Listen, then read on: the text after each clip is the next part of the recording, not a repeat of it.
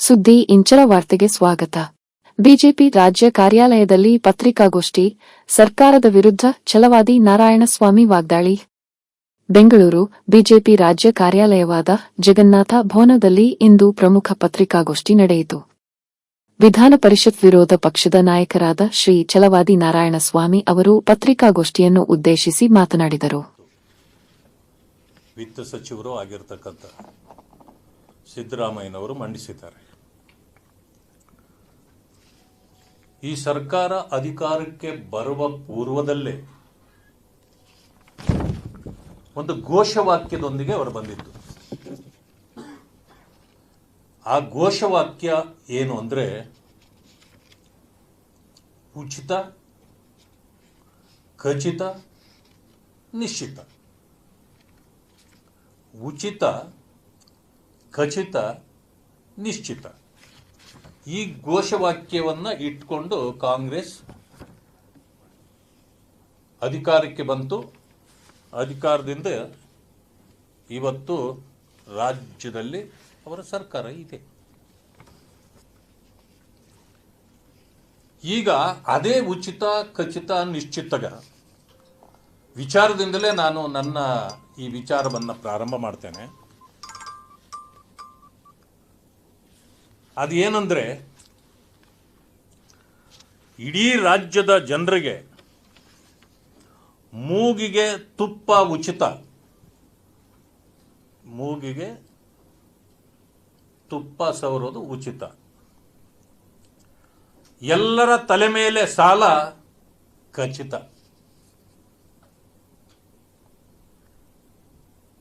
ರಾಜ್ಯದ ಜನರಿಗೆ ಸಂಕಷ್ಟ ನಿಶ್ಚಿತ. ಇದೆ ಇದು ರಾಜ್ಯದ ಜನರಿಗೆ. ಪರಿಶಿಷ್ಟ ಜಾತಿ ವರ್ಗಗಳಿಗೆ ವಿಶೇಷತೆ ಇದೆ. ಘೋಷಣೆಗಳು ಉಚಿತ, ಧೋಖಾ ಖಚಿತ,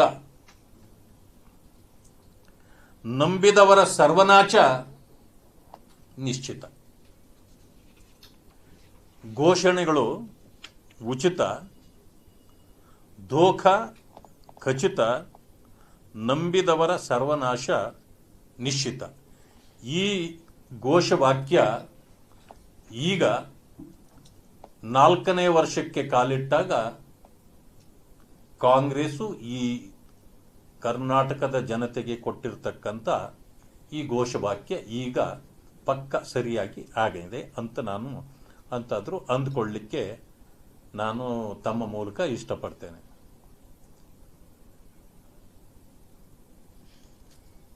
ಯಾಕೆ ಇದನ್ನ ಹೇಳಬೇಕಾಯ್ತು ನಾನು ಅಂತ ಹೇಳಿದ್ರೆ, ನಾನು ಮೊದಲನೇದಾಗಿ ಪರಿಶಿಷ್ಟ ಜಾತಿ ವರ್ಗಗಳ ವಿಚಾರವನ್ನೇ ಕೈಗೆ ತಗೊಳ್ತೇನೆ. ಮೊದಲಿಂದಲೂ ಕೂಡ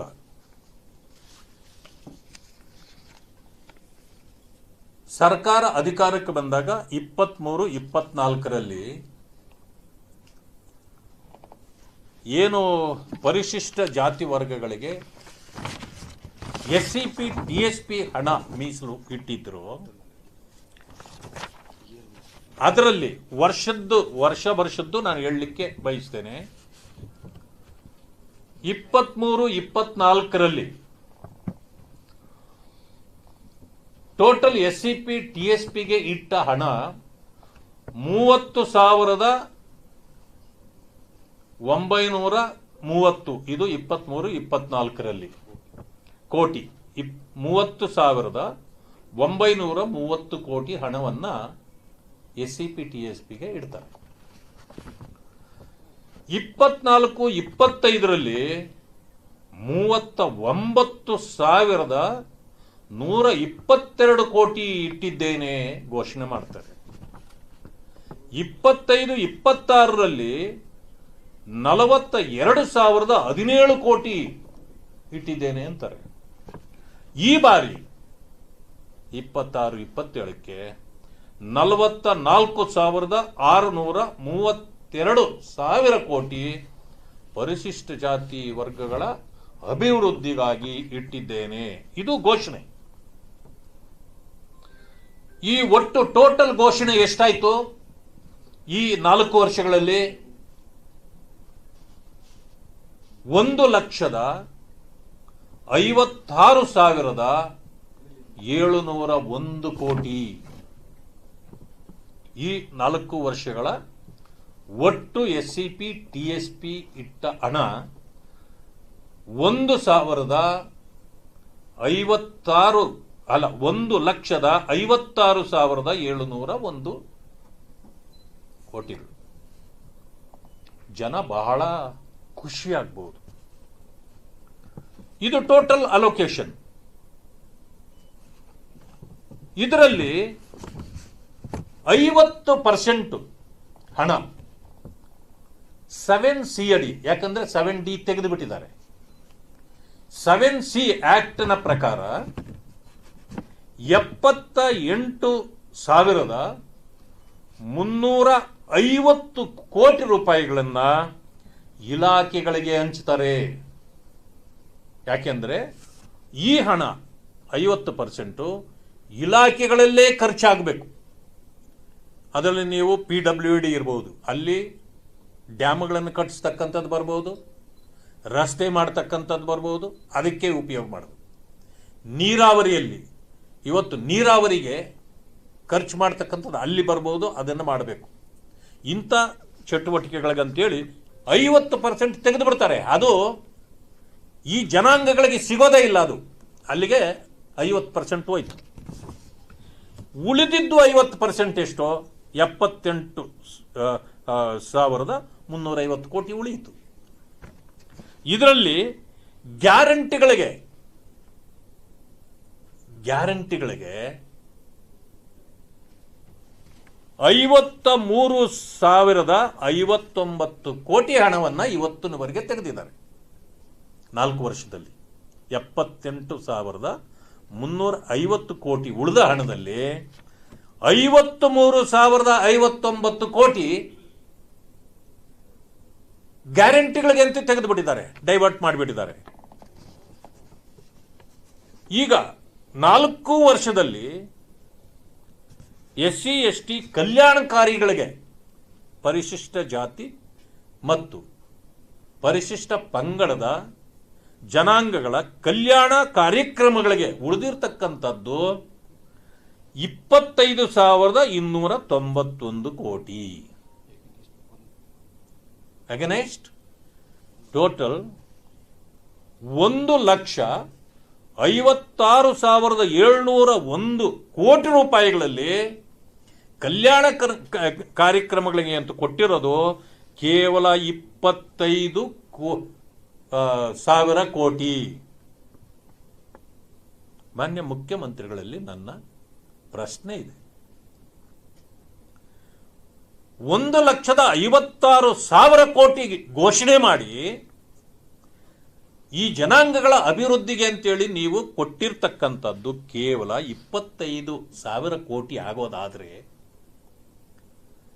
ನೀವ್ಯಾಕೆ SCP TSP ಹಣ 1,56,000 ಕೋಟಿ ಯಾಕೆ ಹೇಳ್ತೀರಿ?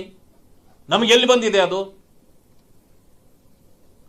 ನೀವು ಕೊಟ್ಟಿರೋದೇ 25,000 ಕೋಟಿ ಅಂದ್ರೆ 4 ವರ್ಷಗಳಲ್ಲಿ ಪರಿಶಿಷ್ಟ ಜಾತಿ ವರ್ಗಗಳಿಗೆ ನಾನು ಕೊಟ್ಟಿರೋದು 25,000 ಕೋಟಿ ಅಂತಲೇ ಹೇಳಿ. ಇದರಿಂದ ಏನಾಗುತ್ತೆ? ಸಮಾಜದಲ್ಲಿ ಇದು ಗೊತ್ತಾದ್ರೆ ಏನಪ್ಪ, ದಲಿತ ಸಮುದಾಯಗಳಿಗೆ 1,56,700 ಕೋಟಿ ಕೊಟ್ಟಿದ್ದಾರೆ ಅಂತ ಜನರಿಗೆ ಕಣ್ಣು ಕೆಂಪಾಗುತ್ತೆ ದಲಿತರ ವಿಚಾರದಲ್ಲಿ. ಆದರೆ ನೀವು ಕೊಟ್ಟಿರೋದಷ್ಟು ಬರೀ 25,000 ಕೋಟಿ. ನಮ್ಮನ್ನು ಯಾಕೆ ಹರಾಜಾಗ್ತೀರಿ ಜನರ ಮುಂದೆ? ಪರಿಶಿಷ್ಟ ಜಾತಿ ವರ್ಗಗಳಿಗೆ ಯಾಕೆ ಇಷ್ಟೊಂದು ವಂಚನೆ ಮೋಸ ಮಾಡ್ತೀರಿ? ಯಾಕೆ ಅವರಿಗೆ ಅಪಮಾನ ಮಾಡ್ತೀರಿ? ಪ್ರಶ್ನೆ ಮಾಡಬೇಕಲ್ಲ. ಈಗಲಾದರೂ ದಲಿತ ಸಮುದಾಯಗಳು, ದಲಿತ ಸಂಘಟನೆಗಳು, ಹೋರಾಟಗಾರರು ಇದನ್ನು ಅರ್ಥ ಮಾಡಿಕೊಂಡು ಸರ್ಕಾರದ ವಿರುದ್ಧವಾಗಿ, ಮುಖ್ಯಮಂತ್ರಿಗಳ ವಿರುದ್ಧವಾಗಿ ಪ್ರಶ್ನೆ ಕೇಳಲಿಲ್ಲ ಅಂದ್ರೆ ನಿಮ್ಮ ತಲೆಯ ಮೇಲೆ ನೀವೇ ಬಂಡೆ ಹಾಕೊಂಡಂತೆ. ಅಂತೇಳಿ ನಾನು ಹೇಳಲಿಕ್ಕೆ ಬಯಸ್ತೇನೆ.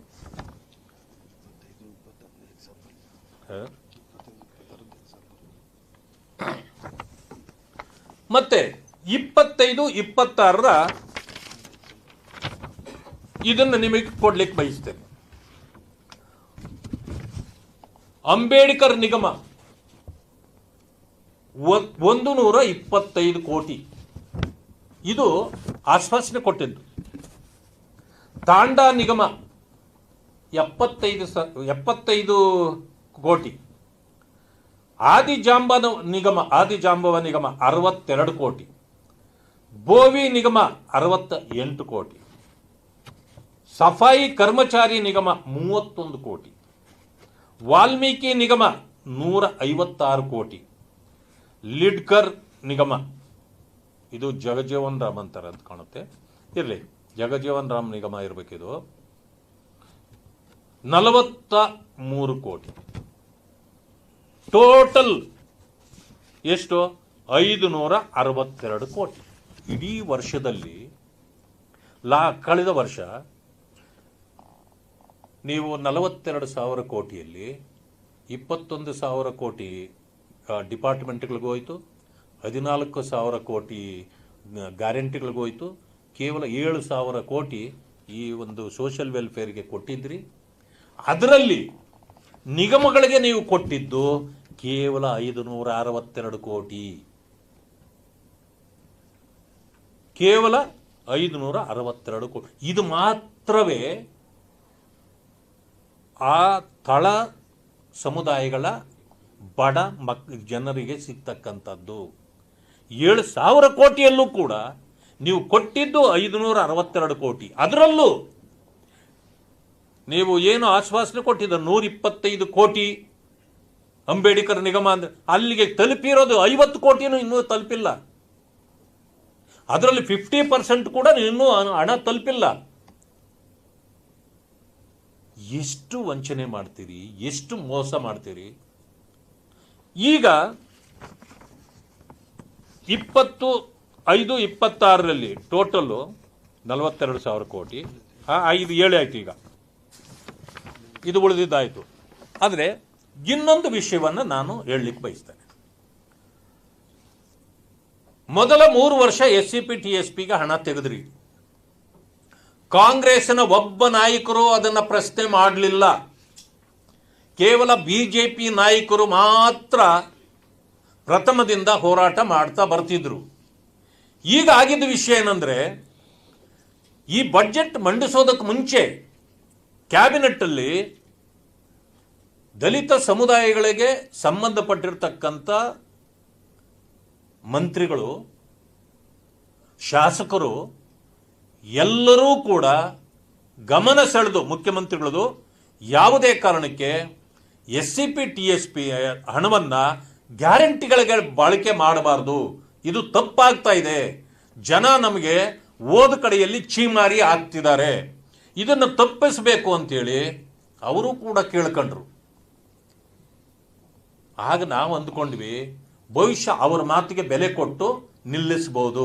ಯಾಕೆ ಅಂತಂದ್ರೆ 52,000 ಕೋಟಿ ಕಳೆದ ಇದರಲ್ಲಿ ಇಟ್ಟಿದ್ದು ಗ್ಯಾರಂಟಿಗಳಿಗೆ 52,000 ಕೋಟಿ. 52,000 ಕೋಟಿ ಬಜೆಟ್ನಲ್ಲೇ ತೋರಿಸಿದ್ದೀರಿ ನೀವು. 52,000 ಕೋಟಿ ಇಟ್ಟಿದ್ದೀವಿ ಅಂತ ಅಂದಮೇಲೆ 52,000 ಕೋಟಿ ಯಾವ ಜಾತಿಗೆ ಯಾವ ಧರ್ಮಕ್ಕೆ ಅನ್ನೋದಿಲ್ಲ, ಇಡೀ ರಾಜ್ಯದ ಜನರಿಗೆ ನೀವು ಕೊಟ್ಟದ್ದು 52,000 ಕೋಟಿ. ಆದರೆ ದಲಿತರಿಗೆ ಅದರಲ್ಲಿ ಯಾಕೆ ಪಾಲಿರಲಿಲ್ಲ? ನೀವು ದಲಿತರನ್ನ ಬಿಟ್ಟು ಗ್ಯಾರಂಟಿಗೆ ಹಣ ಇಟ್ಟಿದ್ರಾ? ಇದು ಪ್ರಶ್ನೆ ಬರ್ತದೆ. ಒಂದು ಸಮಯ ದಲಿತರಿಗೆ ಆ ಗ್ಯಾರಂಟಿ ಹಣ ನಾವು ಇಟ್ಟಿಲ್ಲ, ಅದರಿಂದ SCP TSP ಇಂದ ತೆಗೆದಿದ್ದೀವಿ ಅಂದ್ರೆ ಅದು ಬೇರೆ ಆಗ್ತಿತ್ತು. ಎಲ್ಲರಿಗೂ ಗ್ಯಾರಂಟಿ ಇಟ್ಟಿದ್ದು 52,000 ಕೋಟಿ, ಅದು ಖರ್ಚು ಆಗಿದೆ. ಮತ್ತೆ 14,000 ಕೋಟಿ SC STದು ಯಾಕೆ ತೆಗೆದ್ರಿ? ಈ ಹಣ ಎಲ್ಲೋಯ್ತು? ಇದು ಕೂಡ ಪ್ರಶ್ನೆ ಇದೆ. ಅಂದ್ರೆ ಏನು ಕೇಳಿದ್ರು ಉತ್ತರ ಇಲ್ಲ. ಅಂದ್ರೆ ಏನಂತ ಅನ್ಬೇಕು ಅಂದ್ರೆ ನೀವೆಲ್ಲ ಲೂಟಿ ಮಾಡಿ ತಿಂದಿದ್ದೀರಿ ಅನ್ಬೇಕಾ? ಯಾವ ಹಣ ತಿಂದ್ರಿ? ಈ 14,000 ಕೋಟಿ ಹಣ ತಿಂದ್ರು, ಅಥವಾ 52,000 ಕೋಟಿ ಇಟ್ಟು ಇದನ್ನು ತಗೊಂಡ ಮೇಲೆ ಅಲ್ಲಿಗೆ ಇಟ್ಟ ಹಣದಲ್ಲಿ 52,000 ಕೋಟಿಯಲ್ಲಿ 14,000 ಕೋಟಿ ನುಂಗಿದ್ರ? ಇದನ್ನು ಮುಖ್ಯಮಂತ್ರಿಗಳು ಹೇಳ್ಬೇಕಲ್ಲ, ಹೇಳಲಿಲ್ಲ. ಆದ್ದರಿಂದಾಗಿ ಇವತ್ತು ಎಲ್ಲ ಇದರಲ್ಲೂ ಅವರು ಎಷ್ಟೆಷ್ಟು ತೆಗೆದಿದ್ದಾರೆ ಅಂತಕ್ಕಂಥದ್ದು ಬಂದಿದೆ. ನಿನ್ನೆ ಯಾರಿಗೂ ಗೊತ್ತಿರಲಿಲ್ಲ ಇದು SCP TSP ಹಣ ತೆಗೆದಿದ್ದಾರೆ ಅನ್ನೋದು ನಿನ್ನೆ ಇರಲಿಲ್ಲ. ಅದು ರಿವ್ಯೂನಲ್ಲಿ ಬರ್ತದಲ್ಲ, ಆಗ ಇನ್ನೂ ಅದರಲ್ಲಿ ಸರಿಯಾಗಿ ಬಂದಿಲ್ಲ, ಆಗಲೇ ಕೂಡ ನಾವು ತೆಗೆದು ಇದನ್ನು ತಗೊಂಡ್ಬಂದಿದ್ದೇವೆ. ಈಗ ಕಾಂಗ್ರೆಸ್ ನಾಯಕರು ಉತ್ತರ ಕೊಡಬೇಕು. ಇದು ದಲಿತರಿಗೆ ತಾವು ಮಾಡ್ತಾ ಇರತಕ್ಕಂಥ ದೋಖ ಅಂತಕ್ಕಂಥ ಮಾತನ್ನು ನಾನು ಈಗಾಗಲೇ ಹೇಳಿದ್ದೇನೆ. ನನಗೆ ಅನಿಸ್ತಾ ಇರತಕ್ಕಂಥದ್ದು, ಮಾನ್ಯ ಮುಖ್ಯಮಂತ್ರಿಗಳು ನಯವಾಗೇ, ಹಾರ್ಷ್ ಆಗಿಲ್ಲ, ನಯವಾಗೇ ಹಂತ ಹಂತವಾಗಿ ದಲಿತರನ್ನ ಮುಗಿಸುವ ಷಡ್ಯಂತ್ರವನ್ನ ಮಾಡಿದ್ದಾರೆ. ಆದ್ದರಿಂದ ಅವರು ದಲಿತ ವಿರೋಧಿ ಅನ್ನುವ ವಿಚಾರದಲ್ಲಿ ಎಳ್ಳಷ್ಟು ಕೂಡ ಸುಳ್ಳಿಲ್ಲ. ಮಾನ್ಯ ಸಿದ್ದರಾಮಯ್ಯನವರು ದಲಿತ ವಿರೋಧಿ, ಇದರಲ್ಲಿ ಸಂಪೂರ್ಣವಾಗಿ ಅವರು ಬೆತ್ತಲಾಗಿದ್ದಾರೆ. ನಯವಾಗಿಯೇ ದಲಿತರನ್ನ ಮುಗಿಸ್ತಾ ಇದ್ದಾರೆ. ಅದಕ್ಕೆ ನಾನು ಹೇಳಿದೆ, ಹಂತವಾಗಿ ಮುಗಿಸುವ ಸಂಚು ಮಾಡಿದ್ದಾರೆ ಅಂತಕ್ಕಂಥ ಮಾತು. ಆದ್ರಿಂದ ಅವರನ್ನ ಇನ್ನೊಂದು ಹೆಸರಿನಲ್ಲಿ ಕರಿಬಹುದು.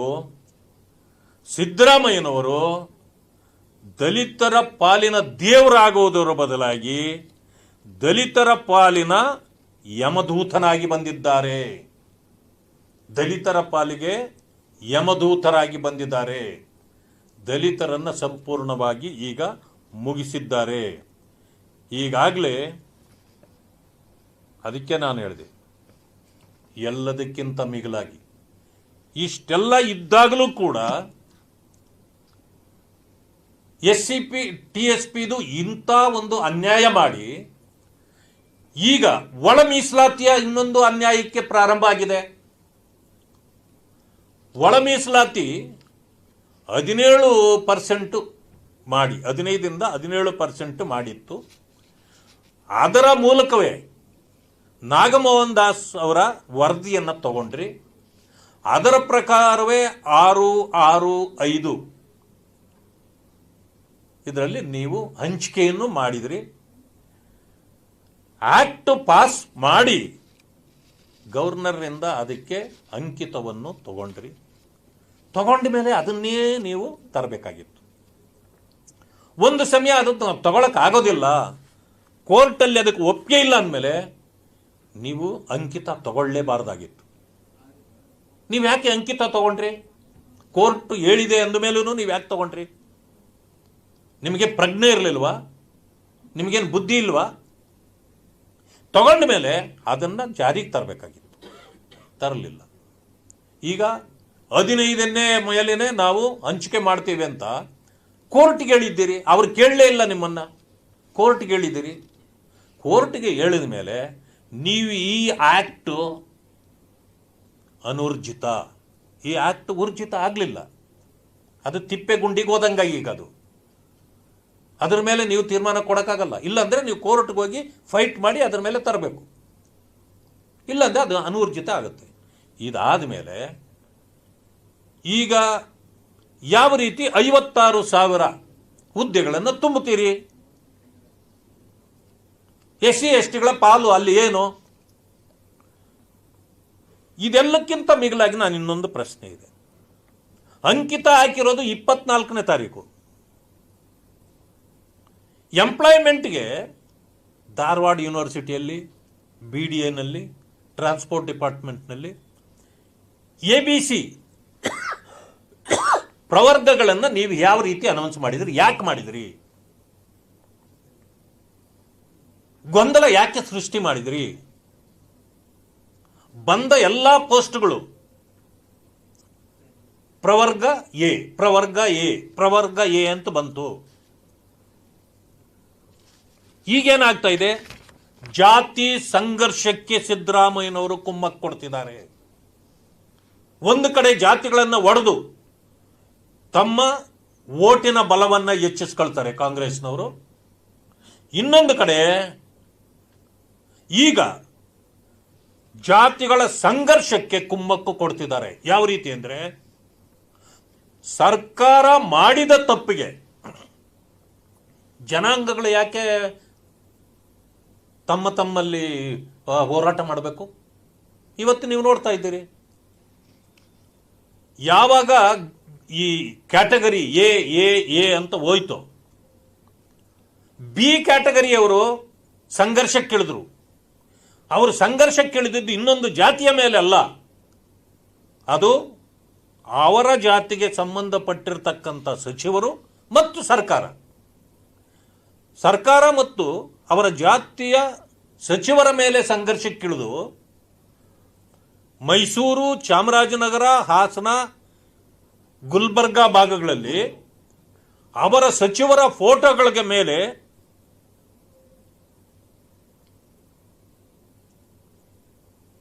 ಚಪ್ಪಲೆಯಲ್ಲಿ ಹೊಡೆತಕ್ಕಂಥದ್ದು, ಅವರ ಫೋಟೋಗಳನ್ನು ಸುಡ್ತಕ್ಕಂಥ ಕೆಲಸವನ್ನು ಮಾಡಿಬಿಟ್ರು. ಅದು ಮಾಡಿದ್ದು ಸರಿ ಅಂತ ನಾನು ಹೇಳೋದಿಲ್ಲ. ಆದರೆ ಅವರ ಆಕ್ರೋಶವನ್ನು ಆ ರೀತಿ ತೀರಿಸಿಕೊಳ್ಳುವಾಗ ಎ ಕ್ಯಾಟಗರಿಯವರು ಅವರು ಸರ್ಕಾರದ ವಿರುದ್ಧ ಹೋರಾಟ ಮಾಡಬೇಕಾಗಿತ್ತು. ಸಿ ಕ್ಯಾಟಗರಿಯವರು ಸರ್ಕಾರದ ವಿರುದ್ಧ ಹೋರಾಟ ಮಾಡಬೇಕಾಗಿತ್ತು. ಆದರೆ ಈಗೇನಾಗಿದೆ, ಎ ಕ್ಯಾಟಗರಿಯವರು ಬಿ ಕ್ಯಾಟಗರಿಯವರು ಮೇಲೆ, ಸಿ ಕ್ಯಾಟಗರಿಯವರು ಎ ಬಿ ಕ್ಯಾಟಗರಿಯವರ ಮೇಲೆ, ಅಂದರೆ ಇಂಟರ್ನಲಿ ಸಂಘರ್ಷ ಪ್ರಾರಂಭ ಆಗಿದೆ. ಇದಕ್ಕೆ ಕಾರಣ ಈ ಸರ್ಕಾರ ಮತ್ತು ಮಾನ್ಯ ಮುಖ್ಯಮಂತ್ರಿಗಳು. ಇದು ಬೇಕಿತ್ತ ನಿಮಗೆ? ನಿಮ್ಮ ತಪ್ಪಿಗಾಗಿ ನ್ಯೂನ್ಯತೆ ಇರೋದು ಸರ್ಕಾರದಲ್ಲಿ. ನೀವು ತಪ್ಪು ಮಾಡಿ ಜನರನ್ನು ಸಂಘರ್ಷಕ್ಕಿಳಿಸ್ತಕ್ಕಂಥದ್ದು ಇದು ಏನು ನ್ಯಾಯನ? ಇದಕ್ಕೆ ಮಾನ್ಯ ಮುಖ್ಯಮಂತ್ರಿಗಳು ಉತ್ತರನೂ ಕೊಡಬೇಕು. ಅದರ ತಕ್ಷಣ ಈ ನ್ಯೂನ್ಯತೆಗಳನ್ನು ಸರಿಪಡಿಸ್ತಕ್ಕಂಥ ಕೆಲಸ ಮಾಡಬೇಕು. ಈಗ ಒಳ ಮೀಸಲಾತಿ ಈಗ ನೀವು ಕೊಟ್ಟಿಲ್ಲ, ಕ್ಯಾಬಿನೆಟ್ಟಲ್ಲಿ ಮೊನ್ನೆ ಇತ್ಯರ್ಥ ನೀವು ಮಾಡಲಿಕ್ಕಾಗಿಲ್ಲ. ನೀವು ತಪ್ಪುಗಳ ಮೇಲೆ ತಪ್ಪುಗಳನ್ನು ಮಾಡಿಕೊಂಡು ನ್ಯಾಯ ಕೊಡೋದರ ಬದಲಾಗಿ ಅನ್ಯಾಯವನ್ನೇ ಜನರಿಗೆ ಕೊಡೋದಾದರೆ ಇತ್ಯರ್ಥ ಮಾಡಲಿಕ್ಕೆ ಸಾಧ್ಯ ಹೇಗಾಗತ್ತೆ? ಇದು ನಮಗೆ ಅರ್ಥವಾಗದೇ ಇರತಕ್ಕಂಥ ಒಂದು ವಿಷಯ. ಕಾಂಗ್ರೆಸ್ ಯಾವ ಮಟ್ಟಕ್ಕೆ ಇಳಿದುಬಿಟ್ಟಿದೆ ಅಂದರೆ, ಸುಳ್ಳು, ಮೋಸ, ವಂಚನೆ ಕಾಂಗ್ರೆಸ್ನ ಮನೆದೇವರು ಮಾಡ್ಕೊಂಡಿದ್ದಾರೆ ಅವರು. ನೀವು ಎಲ್ಲ ವಿಚಾರಗಳಲ್ಲೂ ಸಿದ್ದರಾಮಯ್ಯನವರು ಸುಳ್ಳು ಹೇಳೋದನ್ನು ಬಹಳ ಪರಿಪಾಠ ಮಾಡ್ಕೊಂಡ್ಬಿಟ್ಟಿದ್ದಾರೆ. ಮೋಸ, ವಂಚನೆ ಹೇಳತೀರುದು. ಇಂಥ ಪರಿಸ್ಥಿತಿಗೆ ಇವತ್ತು ಇದು ಬಂದಿದೆ. ಇವತ್ತು ಬಡ್ಜೆಟ್ನ ವಿಷಯದಲ್ಲೂ ಕೂಡ ನಾನು ನಿನ್ನೆನೂ ಕೂಡ ಹೇಳಿದ್ದೇನೆ ಈ ಮಾತನ್ನು. ಎಷ್ಟು ಸಾಲ ಮಾಡಿದ್ದೀರಿ? 1,32,000 ಕೋಟಿ ಇವತ್ತು ಸಾಲ ಮಾಡಿದ್ದೀರಿ. ಮಾಡಿ ಇವತ್ತು ಅಭಿವೃದ್ಧಿಗೆ ಎಷ್ಟು ಹಣ ಇಟ್ಟಿದ್ದೀರಿ? 71,000 ಕೋಟಿ ಅಂತ ಹೇಳಿದ್ದೀರಿ. ಕಳೆದ ಸಾರಿ ಇಟ್ಟ ಹಣದಲ್ಲಿ ಅಭಿವೃದ್ಧಿ ಎಷ್ಟಾಗಿದೆ? ಅಷ್ಟು ಮಾಡಿದ್ದೀರಾ? ಇಲ್ಲ. ಅಭಿವೃದ್ಧಿಯಲ್ಲಿ ಕೋತಾಗಿದೆ. ಇವತ್ತು ನಮ್ಮ ಕಾಲದಲ್ಲಿ ನೋಡಿ, 22-23ರಲ್ಲಿ ಬೊಮ್ಮಾಯಿಯವರಿದ್ದರು. ಬೊಮ್ಮಾಯಿಯವರು ಮೊದಲ ವರ್ಷದಲ್ಲಿ 23 ಇದರಲ್ಲಿ ಅವರು ಸಾಲ ಮಾಡಿದ್ದು, ಕೊನೆ ಬಡ್ಜೆಟ್ಟು ಡೆಫಿಸಿಟ್ ಇರಲಿಲ್ಲ, ಕೋತಾ ಬಡ್ಜೆಟ್ ಇರಲಿಲ್ಲ, ಸಾಲ ಮಾಡಿರಲಿಲ್ಲ. 500 ಕೋಟಿ ರೂಪಾಯಿ ಇದು ಇಟ್ಟು ಹೋದ್ರು ಅವರು. ಇಟ್ಟು ಹೋದ್ರು ಅವರು. ಆದರೆ 22-23ರಲ್ಲಿ ಅವರು 44,000 ಕೋಟಿ ಸಾಲ ಮಾಡಿದ್ರು. ಅದು ಅವರ ಮೊದಲ ವರ್ಷ ಆಗಿತ್ತು. ಯಾಕೆ? ಅವರ ಅವಧಿಗಳಿದೆಯಲ್ಲ, ಮಾನ್ಯ ಯಡಿಯೂರಪ್ಪನವ್ರದ್ದು, ಮಾನ್ಯ ಬಸವರಾಜ ಬೊಮ್ಮಾಯಿ ಅವ್ರದ್ದು, ಅದು ಕರೋನಾ ಕಾಲ. ಬಹಳ ಸಂಕಷ್ಟಗಳನ್ನು ಎದುರಿಸಬೇಕಾಗಿತ್ತು. ಅಂತ ಕಾಲದಲ್ಲೇ ಅವರು ಸರ್ಪ್ಲಸ್ ಬಡ್ಜೆಟ್ ಕೊಟ್ಟು ಹೋದ್ರು. ಈಗ ನೋಡಿ 44,000 ಮೊದಲನೇ ವರ್ಷದಲ್ಲಿ ತಗೊಂಡಿದ್ರು ಸಾಲ, ನೀವಿವಾಗ 1,32,000 ಕೋಟಿ ತಗೊಂಡಿದ್ರಿ. ಬಡ್ಡಿ ಹೋದ ವರ್ಷ ನೀವು 1,16,000ಕ್ಕೆ 45,600 ಕೋಟಿ ಬಡ್ಡಿ ಕಟ್ತಾ ಇದ್ರಿ. ಅದರ ಪ್ರಕಾರ ನಮ್ಮ ಸಾಲ 44, ನಿಮ್ಮ ಬಡ್ಡಿ 55. ನಮ್ಮ ಸಾಲಕ್ಕಿಂತ ನಿಮ್ಮ ಬಡ್ಡಿ ಜಾಸ್ತಿ ಕಟ್ತಾ ಇದ್ರಿ. ಈ ಸಾರಿ 1,32,000ಕ್ಕೆ ಇನ್ನು 7,000 ಬಡ್ಡಿ ಹೆಚ್ಚಾಗತ್ತೆ.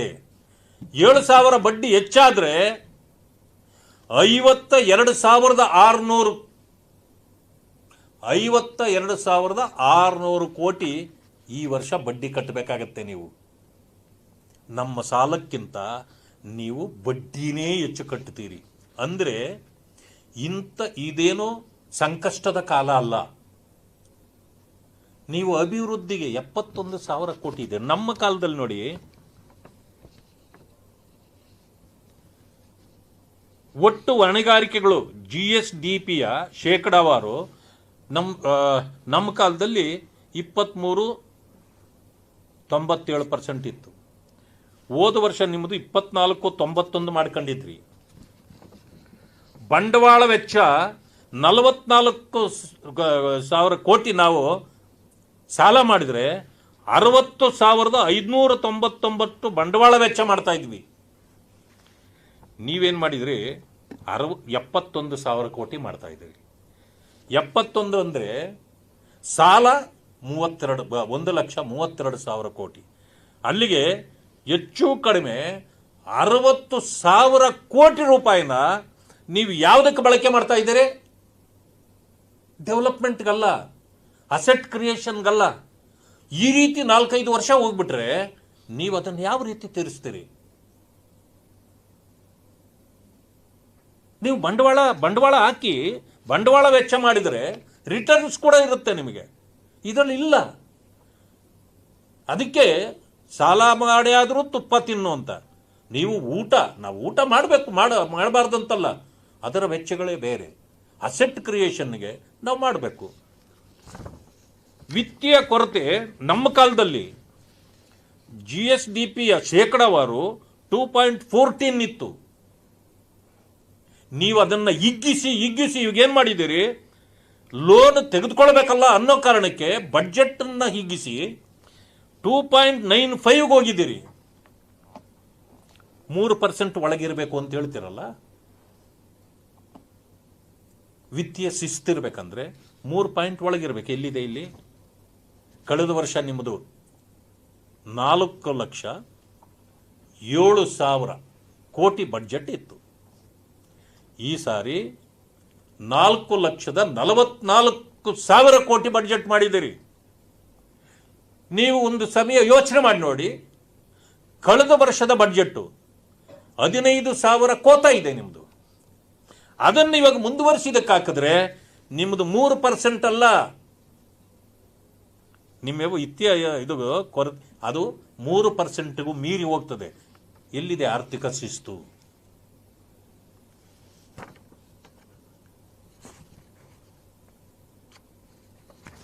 ಆಮೇಲೆ ಕೇಂದ್ರದ ಪಾಲು ಕೂಡ ಈ ಸಾರಿ ಏನು ಮಾಡಿದ್ದಾರೆ? 63,000 ಕೋಟಿಗೆ ಇಷ್ಟು ಅಂತ ಲೆಕ್ಕ ಇವರೇ ಹಾಕೊಂಡ್ಬಿಟ್ಟಿದ್ದಾರೆ. ಪ್ರತಿ ಸಾರಿ ಇವರೇ ಜಾಸ್ತಿ. ಯಾಕಂತಂದ್ರೆ ಬಡ್ಜೆಟ್ನ ಗಾತ್ರವನ್ನು ಹೆಚ್ಚಿಸಿ ನಮ್ಗೆ ಇಲ್ಲಿಂದ ಬರಬೇಕು ಅಂತ ಹಾಕ್ತಾರೆ. ಅವ್ರಿಗೆ ಎಷ್ಟು ಬರಬೇಕಾಗಿರುತ್ತೋ ಅವರು ಅದನ್ನು ಕೊಟ್ಟಾಗ ನಮಗಿನ್ನೂ 15,000 ಕೋಟಿ ಅಂದಾಜಿತ್ತು ಬರೋದು, ಕೊಟ್ಟಿಲ್ಲ. ಅಂದರೆ ನಿಮ್ಗಷ್ಟು ಬರಬೇಕಾಗೇ ಇರೋಲ್ಲ. ನೀವೇನು ಮಾಡ್ತೀರಿ?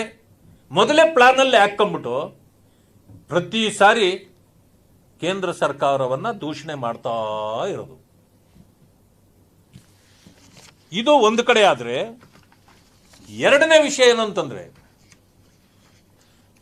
ನನಗೆ ಅನ್ಸೋದು ಸಿದ್ದರಾಮಯ್ಯನವರು ಯಾಕೆ 18 ತುಂಬಿದ ಪ್ರತಿಯೊಬ್ಬರು ಮದ್ಯಪಾನ ಮಾಡುವುದು ಕಡ್ಡಾಯ ಅಂತ ಮಾಡಲಿಲ್ವೋ ಗೊತ್ತಿಲ್ಲ ಇನ್ನು.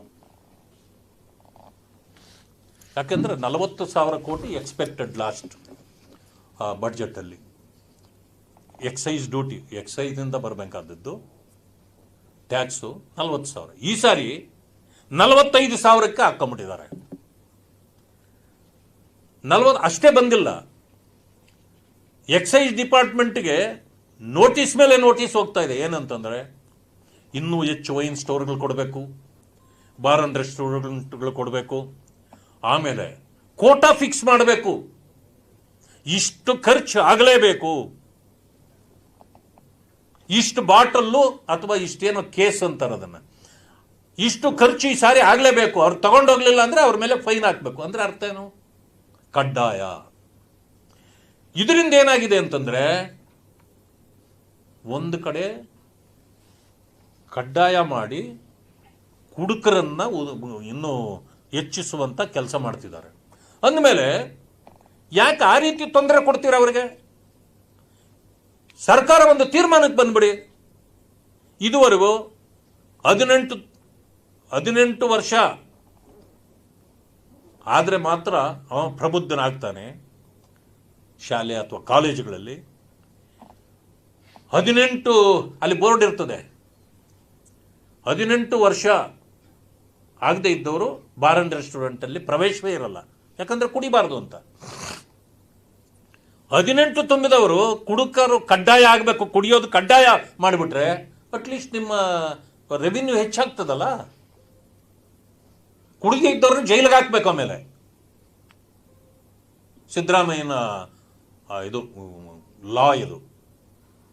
ಇನ್ನು ಮೇಲೆ ನನ್ನ ರಾಜ್ಯದಲ್ಲಿ ನಾನು ಮುಖ್ಯಮಂತ್ರಿ ಇರುವವರೆಗೆ ಕುಡಿದೇ ಇದ್ರೆ ಕಾನೂನಿನ ರೀತಿಯಲ್ಲಿ ಕ್ರಮ ಕೈಗೊಳ್ಳುತ್ತೇವೆ. ಬಹುಶಃ ಇದನ್ನ ಮಾಡಬಹುದು. ಬಹುಶಃ ಇದು ಕೊನೆಯ ಬಡ್ಜೆಟ್. ಅವರು ಅಪ್ಪಿತಪ್ಪಿ ಕಾಂಗ್ರೆಸ್ನವ್ರು ಇನ್ನೊಂದು ಅವಕಾಶ ಕೊಟ್ಟು ಇನ್ನೊಂದು ಬಡ್ಜೆಟ್ ಮಾಡಿದ್ರೆ ಖಂಡಿತ ಇದು ಮಾಡ್ತಾರೆ ಅಂತ ನನಗೆ ನನ್ನ ಸಿಕ್ಸ್ ಸೆನ್ಸ್ ಹೇಳ್ತಾ ಇದೆ.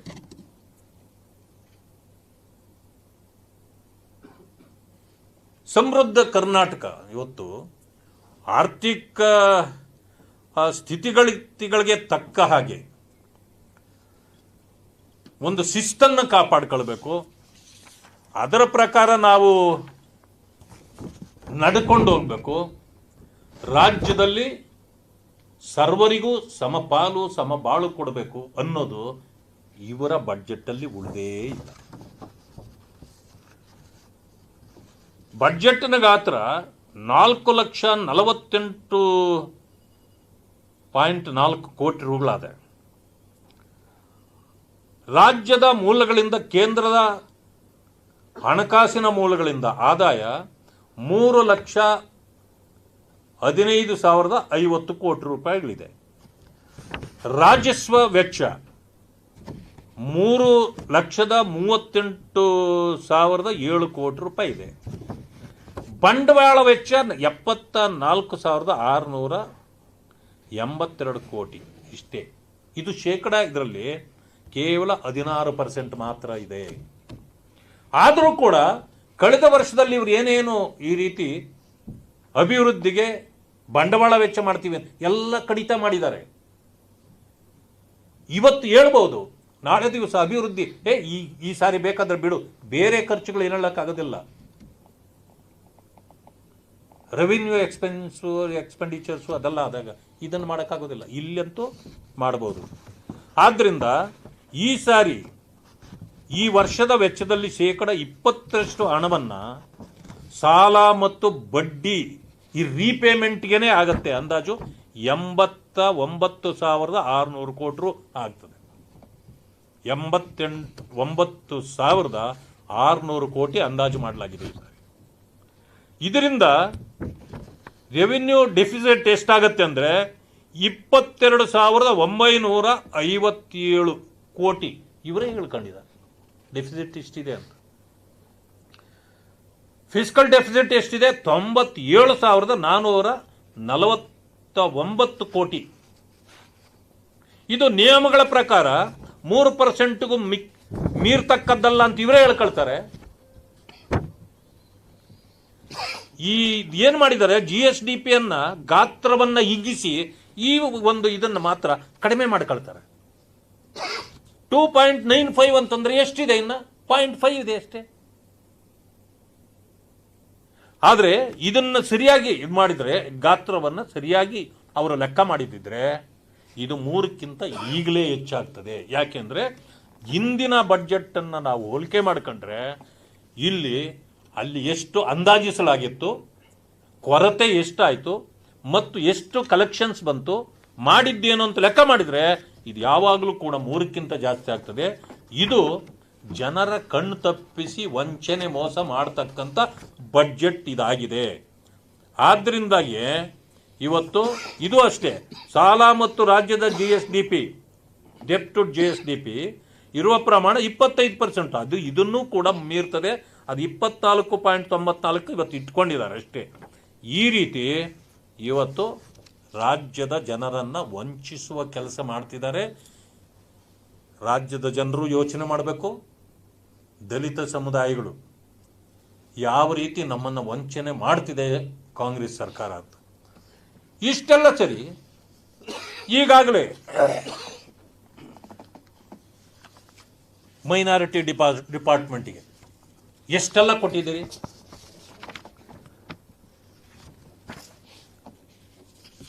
ಮೈನಾರಿಟಿಗಳಿಗೆ ಇವತ್ತು ಧಾರವಾಡ, ಗುಲ್ಬರ್ಗ ಅಲ್ಲೆಲ್ಲ ಹಜ್ ಯಾತ್ರಿಕರಿಗೆ ಸವಲತ್ತು. ಅಲ್ಲಿ ಬಿಲ್ಡಿಂಗ್ಗಳನ್ನು ಕಟ್ಟಿಸ್ಬೇಕು, ಯಾತ್ರಿಗಳಿಗೆ ಇದನ್ನು ಕೊಡಬೇಕು. ಬೆಂಗಳೂರಿನಲ್ಲಿ ಬೇಕಾದಷ್ಟು ಶಾಲೆಗಳು, ಆಮೇಲೆ ನಿರ್ಗತಿಕರ ತಾಣಗಳು, ಉರ್ದು ಶಾಲೆಗಳು, ಆಮೇಲೆ ಈ ಮುರಾರ್ಜಿ ದೇಸಾಯಿ ಶಾಲೆಗಳಲ್ಲೂ ಅವ್ರಿಗೆ ಭಾಗ. ದಲಿತರಿಗೆ ಏನು ಕೊಟ್ಟಿದ್ದೀರಿ? ಈ ಘೋಷಣೆಗಳಲ್ಲಿ ಇಷ್ಟು ಹಣ ನೀವು ನುಂಗ್ತಿದ್ದೀರಲ್ಲ, ಅವರಿಗೆ ಕೊಟ್ಟಿದ್ದೇನು? ಇದ್ಯಾರಾದರೂ ಅವಲೋಕನ ಮಾಡಿದಾರಾ? ಯಾಕೆ ಈ ರೀತಿ ನಡ್ಕೊಳ್ತಾರೆ ಅಂದರೆ, ವೋಟ್ ಬ್ಯಾಂಕ್ಗಾಗಿ ಯಾರನ್ನ ಆದರೂ ಕೂಡ ಇಷ್ಟೊಂದು ಓಲೈಕೆ ಮಾಡೋ ಅವಶ್ಯಕತೆ ಇದೆಯಾ? ಹಂಗಿದ್ದ ಮೇಲೆ ಸರ್ವರಿಗೂ ಸಮಪಾಲು ಸಮಬಾಳು ಎಲ್ಲಿದೆ? ಯಾವ ನೀತಿ? ಹೇಳೋದೊಂದು ಮಾಡೋದೊಂದಾದರೆ ನಿಮ್ಮನ್ನು ಜನ ಹೇಗೆ ನಂಬಬೇಕು? ಈ ರೀತಿ ಅನೇಕ ರೀತಿಯ ಗೊಂದಲಗಳನ್ನು ಇವರೇ ಸೃಷ್ಟಿ ಮಾಡಿದ್ದಾರೆ.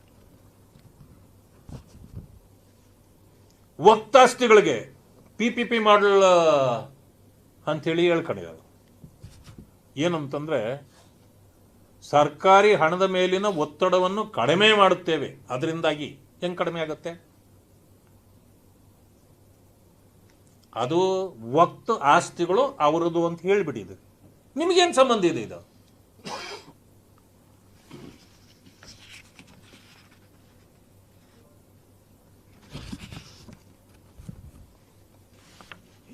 ಎಷ್ಟು ನೋಡಿ, ಮೌಲಾನಾ ಆಜಾದ್ ಮತ್ತು ಉರ್ದು ಶಾಲೆಗಳ ಮೇಲ್ದರ್ಜೆಗೆ 600 ಕೋಟಿ, ಶಿಕ್ಷಣದ ಗುಣಮಟ್ಟ ಸುಧಾರಿಸಲು 600 ಕೋಟಿ ಮೀಸಲಿಟ್ಟಿರುವುದು ಮಾನವ ಸಂಪನ್ಮೂಲ ಅಭಿವೃದ್ಧಿಗೆ ಪೂರಕವಾಗಿದೆ ಅಂತ ಹೇಳ್ಕೊಂಡಿದ್ದಾರೆ. ವಸತಿ ಶಾಲೆಗಳು ವಿದ್ಯಾರ್ಥಿಗಳಿಗೆ ತರಬೇತಿ, ಕೋಚಿಂಗ್ಗಾಗಿ, ಸ್ಪರ್ಧಾತ್ಮಕ ಪರೀಕ್ಷೆಗಳಿಗೆ, CET, NET, ಬ್ಯಾಂಕಿಂಗ್ ತರಬೇತಿಗಾಗಿ ಅವರಿಗೆ ಕೋಚಿಂಗ್ ಸೆಂಟರ್ಸು. ಆರ್ಥಿಕ ಸುಸ್ಥಿರತೆ, ರಾಜ್ಯವು ತನ್ನ ಸಾಲದ ಮಿತಿಯನ್ನು 24.94ಕ್ಕೆ ತಲುಪುತ್ತಿರುವುದರಿಂದ ಮುಂದಿನ ದಿನಗಳಲ್ಲಿ ಕಂದಾಯ ಮೂಲಗಳನ್ನು ಹೆಚ್ಚಿಸುವುದು ಅನಿವಾರ್ಯ.